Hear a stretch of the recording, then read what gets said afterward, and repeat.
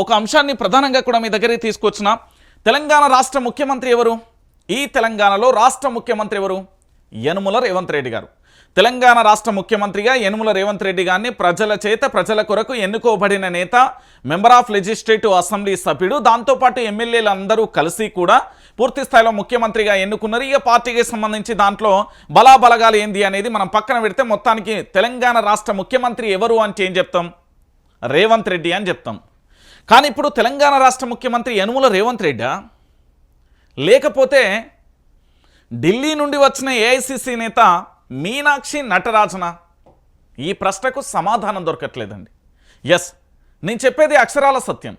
ఎందుకంటే రాష్ట్ర ముఖ్యమంత్రి యనుమల రేవంత్ రెడ్డి అయినప్పుడు నిర్ణయాలు ఏఐసిసి దూతగా వచ్చిన మీనాక్షి నటరాజన్ ఎలా తీసుకుంటారు? వారికి పార్టీకి సంబంధించి అంటే పార్టీ నుండి జంపు జలానీలో, లేదా పార్టీలో అంతర్గత కుమ్మలాటలో, లేదా పార్టీకి సంబంధించి గ్రామీణ స్థాయిలో బలపరచడానికి వాళ్ళు చర్యలు తీసుకోవాలి.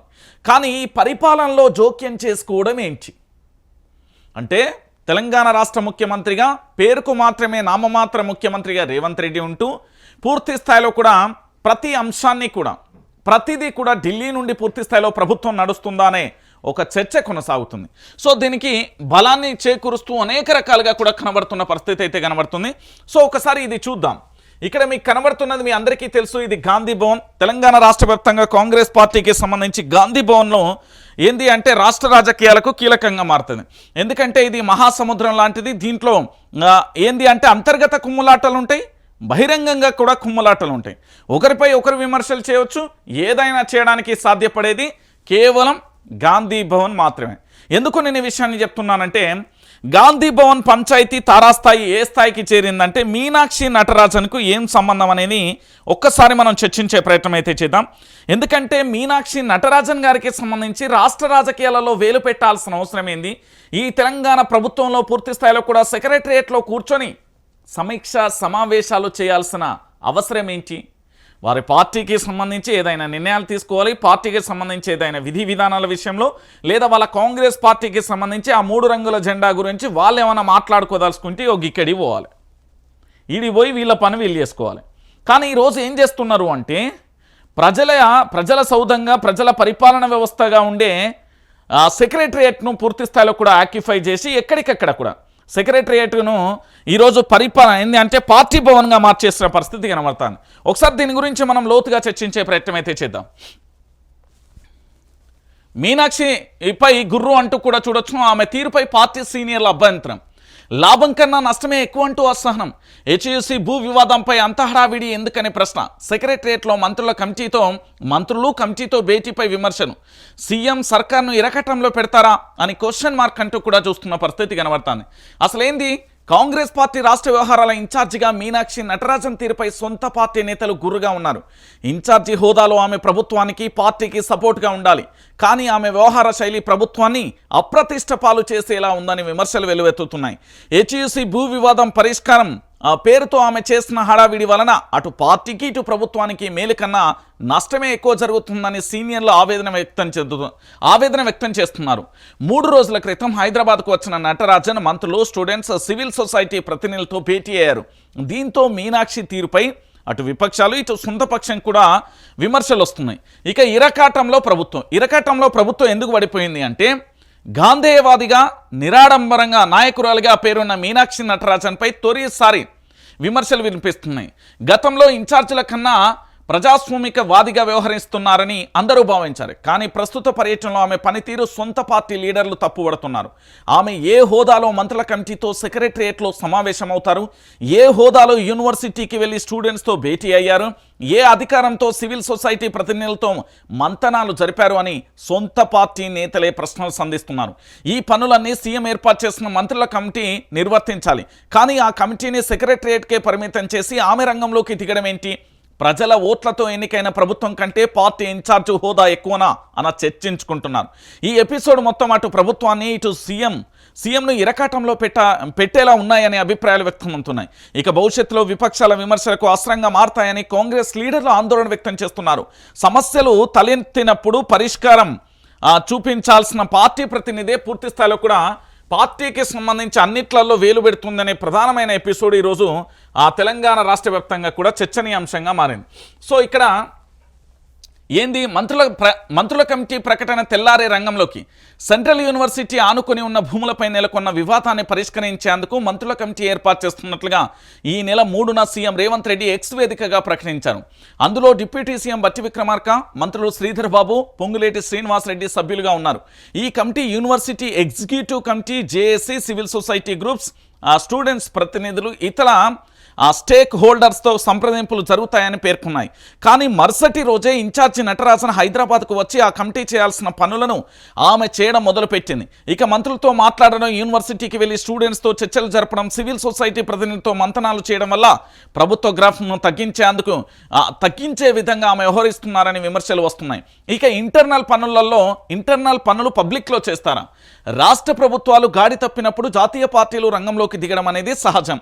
ఆ సమయంలో పార్టీ ప్రతినిధులు రాష్ట్రానికి వచ్చి సమస్యలను స్టడీ చేసి పరిష్కారం చూపేందుకు చొరవ చూపుతారు. కానీ ఇదంతా 4 గోడల మధ్య లేకపోవడంతో పార్టీ ఆఫీసులో జరగాల్సిన పని హెచ్యూసీ వివాదం మాత్రం నటరాజన్ సీఎంను మంత్రులను గాంధీ భవన్కి పిలిపించి ప్రభుత్వ ఆలోచనలు తెలుసుకోవచ్చు. వీలు కాకపోతే ఆమె స్వయంగా సీఎం మంత్రుల ఇంటికి వెళ్ళి హెచ్యూసీ వివాదం దేశవ్యాప్తంగా చూడురే ఆమె అక్కడే మంతనాలు జరపచ్చు. అలాగే యూనివర్సిటీ స్టూడెంట్స్ను, సివిల్ సొసైటీ ప్రతినిధులను తను బస చేస్తున్న హోటల్కు లేదా గెస్ట్ హౌస్కు పిలిపించి మాట్లాడవచ్చు. అందరి అభిప్రాయాలను తీసుకున్న తర్వాత వివాద పరిష్కారం కోసం తీసుకోవాల్సిన చర్యలను సీఎం మంత్రులకు వివరించి వాటిని ఇంప్లిమెంట్ చేయాలని ఆదేశించాలి. కానీ పబ్లిక్గా నటరాజన్ వ్యవహరించిన తీరు వల్ల కొత్త సమస్యలు తలెత్తే ప్రమాదం ఉందని పార్టీ సీనియర్ నేతలు భావిస్తున్నారు. వరుసగా హడావిడి హెచ్యూసీ వివాదం దేశవ్యాప్తంగా చర్చకు దారితీసింది. దాంతో ఆమె రాష్ట్రానికి వచ్చి రాగానే ఈ నెల 5న సెక్రటరియట్కి వెళ్లి మంత్రుల కమిటీతో సమావేశం అయ్యారు. భూ వివాదంపై ప్రభుత్వ వైఖరిని అడిగి తెలుసుకున్నారు. తెల్లారి 6వ తేదీన సెంట్రల్ యూనివర్సిటీకి వెళ్లి స్టూడెంట్స్తో మాట్లాడి వారి అభిప్రాయాలను కూడా తీసుకున్నారు. వివాదాస్పదమైన భూమిలోకి వెళ్లేందుకు నటరాజన్ ప్రయత్నించగా పోలీసులు అనుమతి ఇవ్వలేదని తెలుస్తుంది. అదే రోజు సివిల్ సొసైటీ ప్రతినిధులతో జూమ్ మీటింగ్లో నిర్వహించారు. మళ్ళీ 7న సెక్రటరియట్కు వచ్చే మంత్రుల కమిటీతో సమావేశమై వెళ్లిపోయారు. ఇది తెలంగాణ రాష్ట్రానికి సంబంధించిన కాంగ్రెస్ పాలన. ఇక 3 రంగుల పాలన ఎట్లా అద్భుతంగా ఉన్నది అని చెప్పడానికి ఇదొక పంచాయతీ. అయితే ఇక్కడ మనందరం తెలుసుకోవాల్సిన విషయం ఏంటంటే, మొన్నటి వరకు తెలంగాణ రాష్ట్రానికి సంబంధించి కాంగ్రెస్ ఇన్ఛార్జిగా ఉన్న ఏఐసిసికి సంబంధించిన మెంబరు ఇతరత్ర వాళ్ళ జాతీయ పార్టీకి సంబంధించిన ప్రతినిధిగా వ్యవహరించిన దీపాదాస్ మున్షి, ఈ పేరు మీరు మర్చిపోవద్దు. ఎందుకంటే తెలంగాణలో మార్పు పేరుతో అధికారంలోకి వచ్చిన కాంగ్రెస్ షాడో ముఖ్యమంత్రిగా వ్యవహరించారనే అపవాదం ఉంది. చాలామంది నేతలకు బురిడి కొట్టించారనే ఆరోపణలు ఉన్నాయి. కొంతమందిని ఎమ్మెల్సీలను చేస్తానని, మంత్రులను చేస్తానని వాళ్ళ దగ్గర కోట్ల రూపాయలు దండుకున్నారనే ఆరోపణలు కూడా ఉన్నాయి. అయితే ఇక్కడ మీనాక్షి నటరాజన్ విషయంలో కాస్త రివర్స్గా మారిపోయింది. ఇక్కడ ప్రజా సమస్యలు అని మనం చెప్పుకోబడే హైదరాబాద్ సెంట్రల్ యూనివర్సిటీ సమస్యకు నేరుగా కూడా తన భుజాల మీద వేసుకుని తాను రంగంలోకి దిగిన పరిస్థితి కనబడుతుంది. మీరు ఎక్కడైనా చూడండి, కాంగ్రెస్ పార్టీ ఇన్ఛార్జిగా ఉన్నప్పుడు గాంధీ భవన్కు వెళ్ళి ఆ గాంధీ భవన్ మెట్ల మీద కూర్చుంటారా, లేకపోతే అక్కడ గదులలో కూర్చుంటారా, లేకపోతే ఎక్కడ సమావేశం అవుతారా అనేది వాళ్ళ పార్టీ అంతర్గత విషయం. వీళ్ళు చర్చలు జరపాల్సింది గాంధీ భవన్లో. కానీ ఢిల్లీ నుండి వచ్చిన దూతలు నేరుగా ఏదో సెక్రటరియట్కు సంబంధించి వాళ్ళ తాతల జాగిరి అన్నట్టు అక్కడికి పోయి ఆ మంత్రులు రావాలంటే మంత్రులు ఎందుకు వస్తారండి? సెక్రటరియట్లో రాష్ట్ర ముఖ్యమంత్రి యనుమల రేవంత్ రెడ్డి సమీక్షా సమావేశం జరపాలి, లేదా పూర్తి స్థాయిలో ఏదైనా కమిటీలు వేసినప్పుడు సబ్ కమిటీలు లాంటివి సమావేశం అవుతాయి, లేదా పరిపాలనకు సంబంధించిన సమావేశాలు జరుగుతాయి, లేదా కలెక్టర్లకు సంబంధించిన రివ్యూ మీటింగ్లు జరుగుతాయి, అధికారులకు సంబంధించిన రివ్యూ మీటింగ్లు జరుగుతాయి. కానీ మీనాక్షి నటరాజన్కు సెక్రటరియట్లో ఏం పని అనేది మొదటి అంశం. ఇక దీంతో పాటుగా హైదరాబాద్ సెంట్రల్ యూనివర్సిటీకి సంబంధించిన పంచాయతీ జాతీయ స్థాయిలో ఏ స్థాయిలో కూడా ఆ పంచాయతీ భారీగా జరిగిందో మీ అందరికీ కూడా తెలుసు. ఇక జాతీయ స్థాయిలో జరిగిన ఈ పంచాయతీకి జాతీయ మీడియా, జాతీయ రాజకీయ పార్టీలు, జాతీయ స్థాయిలో అందరూ కూడా కలిసికట్టుగా రావడం, అనేక విశ్వవిద్యాలయాల నుంచి కూడా మద్దతు రావడం అనేది జరిగిపోయింది. సో ఈ అంశం అనేది జాతీయ స్థాయికి వెళ్ళడంతో నేరుగా కూడా మీనాక్షి నటరాజన్కు సంబంధించి హైదరాబాద్ సెంట్రల్ యూనివర్సిటీలో ఉన్న ఎన్ఎస్యుఐకి సంబంధించిన విద్యార్థి నేతలు కానీ, అక్కడ సొసైటీకి సంబంధించిన వాళ్ళందరినీ కూడా తాను ఉండే హోటల్ లేదా గాంధీ భవన్కి పిలిపించుకొని మాట్లాడాలి. కానీ అలా కాకుండా నేరుగా కూడా రంగంలోకి దిగి తానే మాట్లాడిన పరిస్థితి కనబడింది. అంటే తెలంగాణలో రాష్ట్ర ముఖ్యమంత్రి యనుమల రేవంత్ రెడ్డి గారు ఉన్నట్ట లేనట్ట, రాష్ట్రానికి సంబంధించి ముఖ్యమంత్రి గారు తన ఎక్స్ ఖాతాలో పోస్టు చేశారు. ఏమని పోస్టు చేశారంటే, పూర్తి స్థాయిలో ఒక కమిటీని ఏర్పాటు చేస్తున్నాం, కమిటీకి సంబంధించి అన్ని రకాలుగా స్టడీ చేసి మాకు రిపోర్ట్ ఇస్తుంది అని చెప్పారు. మరి ఆ కమిటీ ఉత్తుత్త కమిటీయా, జిరాక్స్ కమిటీయా, పేరుకు మాత్రమే కమిటీయా అనేది రెండో అంశం. మరి మీనాక్షి నటరాజన్ గారికి సంబంధించి ఎందుకు తాను స్వయంగా రంగంలోకి దిగుతున్నారు? మీనాక్షి నటరాజన్ గారు స్వయంగా రంగంలోకి దిగడానికి బలమైన కారణాలేంటి? తానే ఎందుకు ఏంది అంటే ప్రతి దాంట్లో ప్రత్యక్షంగా కూడా ఒక ముఖ్యమంత్రిలా, ఒక షాడో ముఖ్యమంత్రిలా ఎందుకు పాల్గొంటున్నారు అనేది మరో అంశం. ఇక్కడ ఇంకొక విషయాన్ని కూడా మీరు అందరూ తెలుసుకోవాల్సిన విషయం ఏంటంటే, కాంగ్రెస్ పార్టీకి సంబంధించిన ఇన్ఛార్జిగా ఎవరన్నా రానివ్వండి, రేపు పొద్దుగాల రాహుల్ గాంధీ రానివ్వండి, ప్రియాంక గాంధీ రానివ్వండి, సోనియా గాంధీ రానివ్వండి, లేదా మల్లికార్జున ఖర్గే గారే రానివ్వండి, వీళ్ళు ఎవరొచ్చినా కూడా కేవలం గాంధీ భవన్కు మాత్రమే పరిమితం కావాలి. గాంధీ భవన్లో మాత్రమే వాళ్ళు చేయాల్సిన సమీక్షలు కానీ, సమావేశాలు కానీ, వాళ్ళ పార్టీ బలోపేతానికి కానీ, ఆ ప్రజల్లోకి వెళ్లాల్సిన కార్యక్రమాలు కానీ, ఆ 3 రంగుల జెండా ఎట్లా రెపరెపలాడాలో వాళ్ళు చూసుకోవాలి. కానీ వీళ్ళందరూ ఏం చేస్తున్నారు? చలో సెక్రటరియట్. డాక్టర్ బాబాసాహెబ్ అంబేద్కర్కు సంబంధించి పూర్తి స్థాయిలోనే పేరు పెట్టి అంత గొప్ప వ్యక్తి పేరు పెట్టిన సచివాలయం దగ్గరికి వెళ్ళి ప్రజా సమస్యల గురించి ప్రభుత్వం చేయాల్సిన పనులలో వీళ్ళకేంటి పని అంటే, తెలంగాణ కాంగ్రెస్ పార్టీ అనేది తెలంగాణ రాష్ట్ర ముఖ్యమంత్రి యనుమల రేవంత్ రెడ్డి చేతిలో లేదు అనేది క్లారిటీ ఒకటి. రెండోది, ముఖ్యమంత్రి గారు కేవలం నామమాత్ర ముఖ్యమంత్రి అనేది రెండో అంశం. మూడోది, నిర్ణయాలు కూడా ముఖ్యమంత్రి స్వతహాగా తీసుకోలేని పరిస్థితులలో ఉన్నారనేది మూడో అంశం. నాలుగో అంశం, ఏ రాద్ధాంతం జరిగినా ఏది జరిగినా కూడా అడ్మినిస్ట్రేషన్ కానీ ప్రణాళిక లేదు అనేది క్లారిటీ. ఇక ఐదో అంశం ఏంటంటే, ఇక్కడ మంత్రులకు ముఖ్యమంత్రికి కూడా డిఫరెన్స్ ఉన్నది అనేది మరో అంశం. సో ముఖ్యమంత్రి గారు ఏదైనా కమిటీని నియమించినా అది నామమాత్రపు కమిటీ మాత్రమే. దాన్ని బలంగా పనిచేయాలన్నా లేదా ఇంకేదైనా కావాలన్నా ఢిల్లీ నుండి ఆదేశాలు రావాలి అనేది మరో అంశం. అంటే తెలంగాణ రాష్ట్ర రాజకీయాలు కేవలం ఢిల్లీ నేతల చేతిలో బందీగా మారిపోయినాయి. ఢిల్లీ నేతలు చెప్పినట్టుగానే ఇక్కడ రాష్ట్ర ప్రభుత్వం ఆడుతున్నది. మనం గ్రామీణ ప్రాంతాలలో, మండలాలలో, నియోజకవర్గాలలో వెళ్ళినప్పుడు ఎంపీపీ తన భార్య ఉన్నప్పుడు, లేకపోతే జెడ్పీటీసీ తన భార్య ఉన్నప్పుడు, లేదా అక్కడ ఎమ్మెల్యే వాళ్ళ యొక్క సతీమణి ఉన్నప్పుడు భర్తల హడావిడి కనబడుతుంది. ఈరోజు అట్లున్నా ఇక్కడ ఏం ఫీల్ కాకపోదు. కానీ ఇక్కడ తెలంగాణ రాష్ట్ర రాజకీయాల ప్రజల చేత ప్రజల కొరకు ఎన్నుకోబడలే, లేదా తెలంగాణ ప్రాంత ప్రజల వాళ్ళను ఆహ్వానించలే. అయినప్పటికీ వాళ్ళు వచ్చి తెలంగాణ రాజకీయాలలో పుల్లలు పెట్టడం వల్ల ఈరోజు కాంగ్రెస్ పార్టీ అనేది పూర్తి స్థాయిలో కూడా ప్రజాప్రభుత్వంగా నిలబడతలేదు అనేది క్లారిటీ. మీనాక్షి నటరాజన్ మీద వీళ్ళు గుర్రైలా, లేకపోతే మీనాక్షి నటరాజన్ వాళ్ళ తప్పిదాలను ఎత్తి చూపే ప్రయత్నం చేసినా ఏదైనా కావచ్చు. కానీ తాను స్వయంగా రంగంలోకి దిగి వాస్తవాలను తెలుసుకునే ప్రయత్నం అయితే చాలా క్లారిటీగా చేసిందనే విషయం ఇది అందరికీ తెలిసిన విషయమే. కాదంటే మీనాక్షి నటరాజన్ విషయంలో వాళ్ళు ఎక్కువ ఆడంబరానికి పోరు, నిడారంబరంగా ఉంటారు అనేది ప్రచారం జరుగుతుంది కదా. సరే కానివ్వండి, దాంట్లో తప్పులేదు. కానీ ఇక్కడ విషయం ఏంటి అంటే, సెక్రటరియేట్కు ఎందుకు వస్తున్నారు? సెక్రటరియేట్లో అడుగుపెట్టి ఏ హోదాలో అక్కడ సమీక్షా సమావేశాలు చేస్తున్నారు. అందులో ముఖ్యంగా డిప్యూటీ సీఎంగా ఉన్న భట్టి విక్రమార్క ఛాంబర్లోకి ఎందుకు వెళ్ళి అక్కడనే సమావేశాలు ఎందుకు జరుగుతున్నాయి? ఇది తెలంగాణ రాష్ట్ర వ్యాప్తంగా ప్రతి పౌరుడు అడుగుతున్న ప్రశ్న. ఎందుకంటే కాంగ్రెస్ పార్టీ అధికారంలో దిగిపోమనో, లేకపోతే కాంగ్రెస్ పార్టీ ఇప్పటికిప్పుడు ప్రభుత్వాన్ని అస్థిరపరచాలనో కాదు. మీ పార్టీ మీరే అస్థిరపరచుకుంటున్నారు, మీరే ప్రజలల్లో చులకనవుతున్నారు, మీకు మీరే ఏది అంటే అడ్డంకులను సృష్టించుకుంటున్నారు.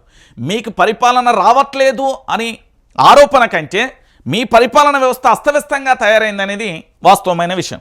సో మొత్తానికి మీనాక్షి నటరాజన్ తీరు మీద వాళ్ళ పార్టీ నేతలతో పాటు ఆ పూర్తి స్థాయిలో కూడా ఇటు ఢిల్లీకి రిపోర్ట్ ఇవ్వాలి కాబట్టి ఆ ఢిల్లీకి రిపోర్ట్ ఇచ్చే ఆ పరిస్థితులలో అనేక రకాలుగా కూడా మీనాక్షి నటరాజన్ గారికి సమస్యలు ఉత్పన్నమవుతున్నాయి అనేది వాస్తవమైన విషయం. ఇక దీనికి సంబంధించి కాస్త రిలేటెడ్గా మనం వెళ్తే ఇక్కడ ఒక అంశాన్ని చూద్దాం. ఎందుకు అంటే, మీనాక్షి నటరాజన్ ఇప్పుడు ఏంది అక్కడ హెచ్సియుకి సంబంధించి అంటే హైదరాబాద్ సెంట్రల్ యూనివర్సిటీకి సంబంధించిన విద్యార్థి నేతలతో సమావేశమయ్యారు. అక్కడ సొసైటీకి సంబంధించిన వారితో సమావేశమయ్యారు. దాంతోపాటు ఇటు కేబినెట్కి సంబంధించిన మంత్రులతో సమావేశమైన తర్వాత మీనాక్షి నటరాజన్ ఏమన్నారు? మీనాక్షి నటరాజన్ గారు మాట్లాడిన మాట ఏంటి? మీనాక్షి నటరాజన్ గారు చెప్పిన అంశం ఏంది? మీనాక్షి నటరాజన్ గారు ఏం చెప్పారు? ఈ అంశాలకు సంబంధించి ఒకసారి చర్చిద్దాం. రేవంత్ సర్కార్పై మీనాక్షి సీరియస్, నిజాలు తెలుసుకుని మాట్లాడే తెలివి లేదా అంటూ మండిపాటు. అక్కడ జింకలు నెమళ్ళు లేవని మీకు ఎవరు చెప్పారు? విద్యార్థులను గుంట నక్కలంటారా? ఆ 400 ఎకరాలను యూనివర్సిటీ పేరిట రిజిస్ట్రేషన్ చేయించాలి. కంచెగచ్చిబౌలి భూములపై హెచ్ఈసీ విద్యార్థులు ఉపాధ్యాయులతో భేటీ. హెచ్ఈసీ భూముల వ్యవహారంపై 2 రోజుల్లోపు అధిష్టానానికి సమగ్రమైన నివేదిక అంటూ కూడా మీనాక్షి నటరాజన్ గారు చెప్పారు. విద్యార్థులపై కేసులను ఎత్తివేస్తాం, పోలీసులు న్యాయశాఖతో చర్చిస్తాం, 400 ఎకరాలలో సర్వే చేయబోము, యూనివర్సిటీకి మంత్రుల బృందం రాదు, భూముల వ్యవహారంపై మంత్రుల కమిటీ వివిధ వర్గాలతో భేటీ అయిన మంత్రులు పోలీస్ బలగాలను ఉపసంహరించుకున్న జేఏసీ అంటూ కూడా చెప్పిన పరిస్థితి కనబడుతుంది. ఇక్కడ విషయం ఏంటంటే రాష్ట్ర ముఖ్యమంత్రి నిజంగా కూడా ఏంది కూరలో కరివేపాకు లెక్క తీసేసింది అనేది వాస్తవం. ఎందుకు నేను మాట చెప్తున్నానంటే ఐ రెస్పెక్ట్, నాకు చాలా గౌరవం ఉంది ముఖ్యమంత్రి కుర్చీకి. ముఖ్యమంత్రి కుర్చీలో ఎవరు కూర్చున్నా నేను చెప్తున్నా, రేపు పొద్దుగాల అక్కడ కోతి కూర్చున్నా, కుక్క కూర్చున్నా, లేకపోతే ఏదైనా జంతువు కూర్చున్నా కూడా ఐ రెస్పెక్ట్. ఎందుకంటే రాష్ట్రానికి సంబంధించి ముఖ్యమంత్రి చేరుగవటం. మరి జంతువులతో పోల్చిల్లు అంటే నేను తప్పుగా పోల్చట్లేదు, ఆ కుర్చీకి ఉన్న గౌరవం అది. నిజంగా చెప్పాలంటే మా తెలంగాణ 4 కోట్ల మంది ప్రజలందరికీ కూడా ఆ కుర్చీ అనేది దైవం లాంటిది. ఎందుకంటే మా తలరాతలను మారుస్తుంది, మా భవిష్యత్తును మారుస్తుంది. మేము ఉండడానికి ఇల్లు కట్టించేది అదే ప్రభుత్వం, తినడానికి తిండైనా, కట్టుబట్టైనా, చేయడానికి ఉద్యోగమైనా బడుగు బలహీన వర్గాలు కోరుకుని ఈ అవసరాలను తీర్చేది కూడా ప్రభుత్వమే. కాబట్టి ఆ కుర్చీకి మేము చాలా గౌరవిస్తాం. ఎందుకంటే ప్రత్యేక రాష్ట్ర ఏర్పాటు కోసం 1200 మంది విద్యార్థులు 2001 నుండి 2014 మధ్యలో తమ ప్రాణాలను వదిలితే 1969లో 600 మంది విద్యార్థులు కూడా తమ ప్రాణాలు ఈ ప్రత్యేక తెలంగాణ కోసం వదిలేశాను. సో ఆ ముఖ్యమంత్రి పీఠం అంటే చాలా గౌరవం, రెస్పెక్ట్ అనే విషయాన్ని కూడా గుర్తుపెట్టుకోవాలి.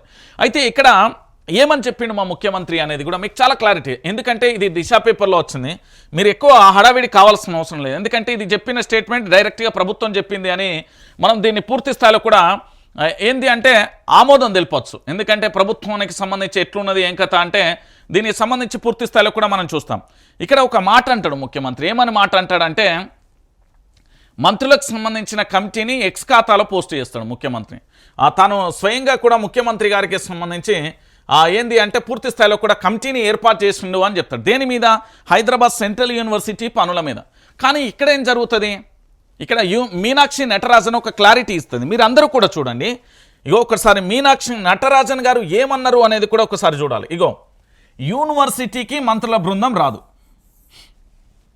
ఈ విషయాన్ని చూసి ఈ పదాన్ని చదివిన తర్వాత మరి నిజంగా ముఖ్యమంత్రి గారికి గౌరవం ఇవ్వట్లేదు అనేది క్లారిటీ అయింది కదా. ముఖ్యమంత్రి యనుమల రేవంత్ రెడ్డి గారి చేతిలో ప్రభుత్వం పరిపాలన పేరుకు మాత్రమే ఉన్నదని అర్థమైంది కదా. అంటే ముఖ్యమంత్రి వేసిన కమిటీకే వాల్యూ లేకపోతే మరి ముఖ్యమంత్రి గారికి గౌరవం ఎట్లున్నట్టు? ఇది మా బాధ. ఎందుకంటే మా ఓటుతోని గెలిచిండు కదా ముఖ్యమంత్రి, మేము గెలిపించినాం కదా.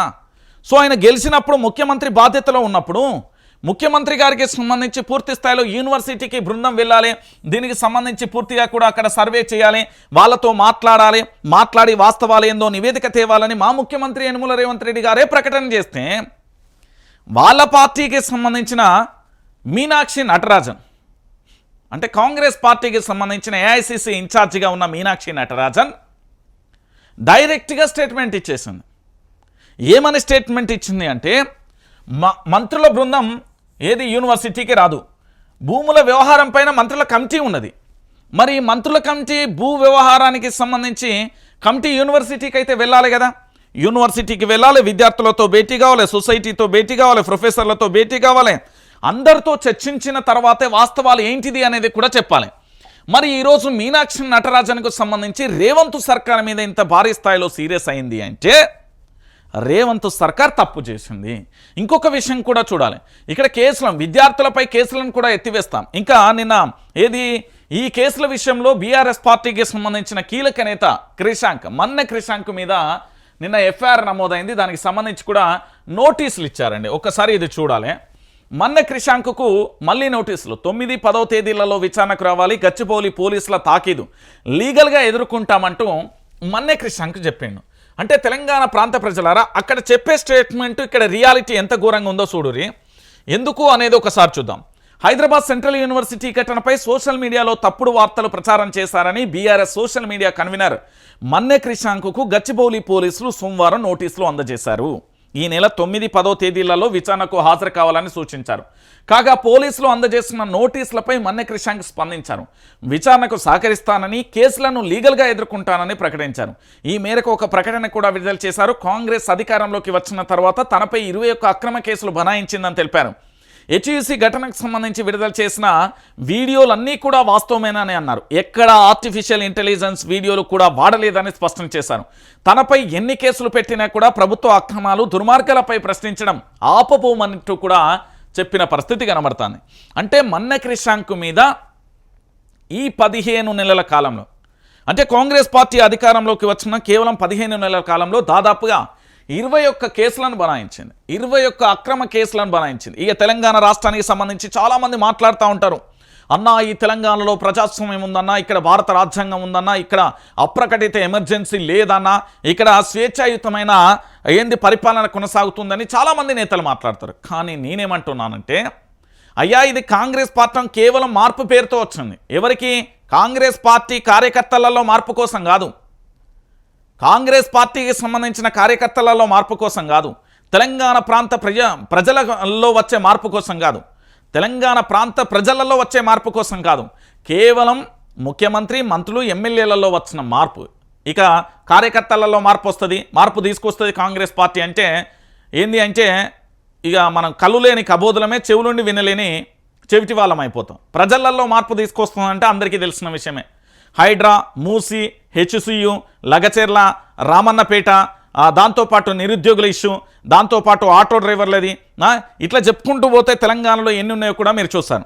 సో ఇప్పుడు నేనేమంటున్నానంటే, ఇక్కడ మన్నె క్రిషాంక్కు సంబంధించి కేవలం ఒక్క ఏడాది నరలో, అంటే 15 నెలల కాలంలో దాదాపుగా 21 కేసులు బనాయించిందంటే ఏమి అద్భుతమైన ప్రభుత్వం అనేది మీరు ఆలోచించాలి. ఇక్కడనేమో పూర్తి స్థాయిలో కూడా మీనాక్షి నటరాజన్ ఏమని చెప్పిళ్ళు, కేవలం విద్యార్థుల మీద మాత్రమే కేసులు ఎత్తేస్తా అని చెప్పాను. అయితే ఇంకొక విషయం కూడా నా దగ్గరికి వచ్చింది ఏంటంటే, తెలంగాణ ప్రాంత బిడ్డలందరూ కూడా ఆలోచించాల్సిన విషయం మీరందరూ కూడా చూడండి. ఎందుకు నేను ఈ విషయాన్ని చెప్తున్నానంటే, ఇక్కడ పూర్తి స్థాయిలో కూడా తెలంగాణ ప్రాంత బిడ్డలందరూ కూడా దయచేసి ఆలోచించాలి. ఈరోజు తెలంగాణ రాష్ట్ర వ్యాప్తంగా కూడా దాదాపుగా 101 మంది మీద కేసు అయినట్టుగా కూడా తెలుస్తున్న పరిస్థితి కనబడుతుంది.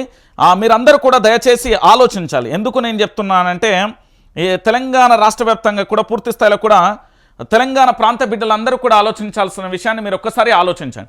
ఇక్కడ 21 కేసులకు సంబంధించి పూర్తి స్థాయిలో కూడా ఏం జరిగింది, ఏం కథ అనేది కూడా మీరందరూ కూడా ఆలోచించాలి. దాదాపుగా 21 కేసులకు సంబంధించి 21 కేసులు మన్నె క్రిషాంక్ ఎదుర్కొంటే విద్యార్థుల మీద కేసులు పెట్టిన అత్యంత దుర్మార్గమైన ప్రభుత్వం. ఇంకొక విషయం ఏంటంటే, ముఖ్యమంత్రి గారికి వాల్యూ లేదు, మంత్రులు వేస్తే దాని కమిటీకి విలువ లేకుండా కేవలం 400 ఎకరాలలో సర్వే చేయబోమో, యూనివర్సిటీకి మంత్రుల బృందం రాదంటే ఇంట్లో కూకొని పూర్తి స్థాయిలో కూడా చేయాలా అంటే ఒకసారి తెలంగాణ ప్రాంత ప్రజలందరూ కూడా ఆలోచించండి. ఇంతకంటే దారుణమైన విషయం, ఇంతకంటే ఘోరమైన విషయం ఇంకేముంటుంది అనేది కూడా మీరు అందరూ కూడా ఆలోచించాల్సిన విషయం. సో మీనాక్షి నటరాజన్ గారు రేవంత్ సర్కార్ మీద తీవ్రమైన విమర్శలు చేయడంతో పాటుగా ఎక్కడికక్కడ పార్టీ పరిపాలనకు సంబంధించి ప్రభుత్వానికి అడ్డుకట్ట వేసే ప్రయత్నం చేస్తున్నారు. ఇంకొక విషయం ఏంటంటే, వీళ్ళందరి మాటలు వినలేక నేరుగా కూడా స్వయంగా రంగంలోకి దిగుతున్నది అంటే మీరందరూ కూడా ఆలోచించాల్సిన విషయం. సో మొత్తానికి మీనాక్షి నటరాజన్కి సంబంధించిన పంచాయతీ ఇది.